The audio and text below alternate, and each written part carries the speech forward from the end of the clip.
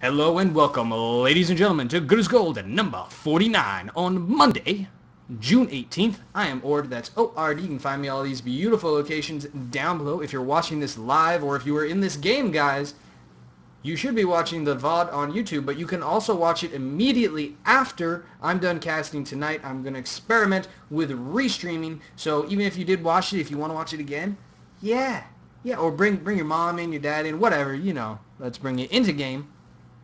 And then realize that we did not update anything in here. So we've got the semis, which are a best of 3. So ignore that for the moment. Now that's updated.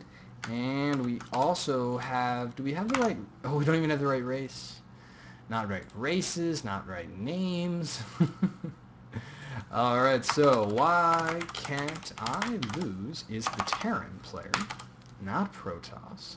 And he's the one that's in the pink, whereas our Zerg, I think, is out for blood. This is a best of 3, remember. So lots of things can happen. We're starting out here in the lower left-hand corner of our screen. It is the ugliest color known to man.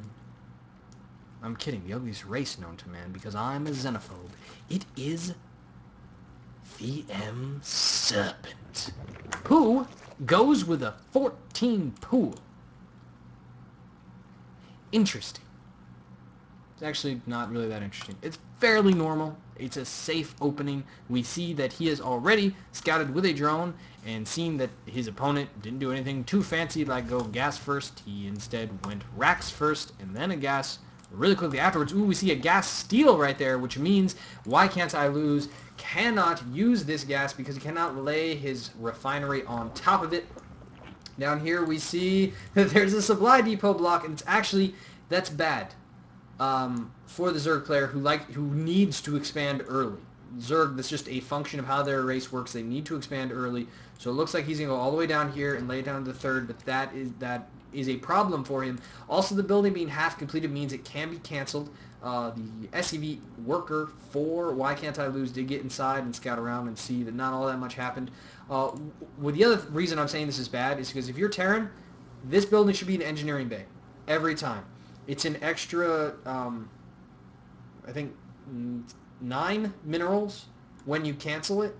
This is a little technical, but if you're in-game and you want to block a Protoss expansion, a Zerg expansion, and you're playing as Terran, put Engineering Bay down because it builds a lot quicker. So for an extra 9 minerals, you get an extra, I think, 1,000 life or something like that. See how this building only had 400 life. Nice cancel there. He does save 75 minerals. Now the Marine is here. It's attacking the extractor, but not being able to mine gas from here. You see that only 3 can mine from a... well, that's not true. Infinite number of SCVs can attempt to mine from a refinery, but only 3 actually matter. So you can have 8, but they still mine at the same rate that 3 would. So why would you have more? Now we have 3 Marines, so it looks like the cancel and rebuild trick isn't even going to try to be happened.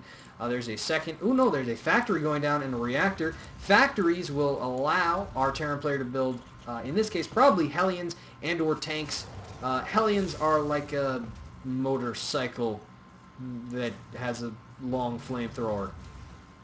You'll understand more when you see it. It's a pretty common opening, however, it's kind of fallen out of general use as there was a recent change to the overall game structure that allowed this unit, the Queen, to have +2 to her range on her attack.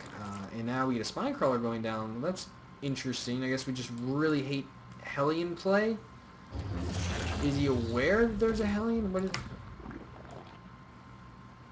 oh, okay. So what that means is he either flew an Overlord over or his drone got up really nice and close. Because as long as you get up this ramp, you can see up onto the high ground. Again, vision information, hugely important in any game like this. To do what's happening, the Overlords hanging out. The Overlords are the Zerg version of supply depots, and they're actually really ugly. Like, yeah. Just let you look at that for a while. Okay, no, I don't want to. Coming back down here, we see that our Zerg player doesn't look like he ever wanted to lay down that third base. Instead, he's planning some sort of two-base aggression.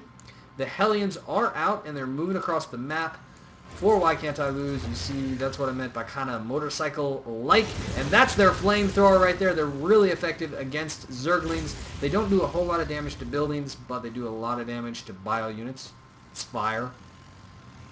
I think that makes sense to most of us. And now see that spine crawler is like an elephant that gets to poke away. The Hellions move in and out, dart in and out, and ooh, nice surround with the Zerglings. These Hellions are all gonna die. Yep, and now a few more. So I mean, that was a really bad trade for Why Can't I Lose. So VM Serpent is currently in the lead right now. He lost only, I think, let's say one worker. No, he lost 3 workers. That was more than I thought he did. But then again, when we open up the income tab, we see that he's already 2 workers ahead again, mining at more or less the same rate. That Orbital Command has dropped 2 mules down, so that income rate, yeah, okay, it goes back in the Terran favor. Now we have the Banshee that I discussed. That's the air-to-ground attack unit. We have Lings moving forward, seeing what they can see. Marines and a tank there waiting for them. The tank cover does not have siege tech just yet.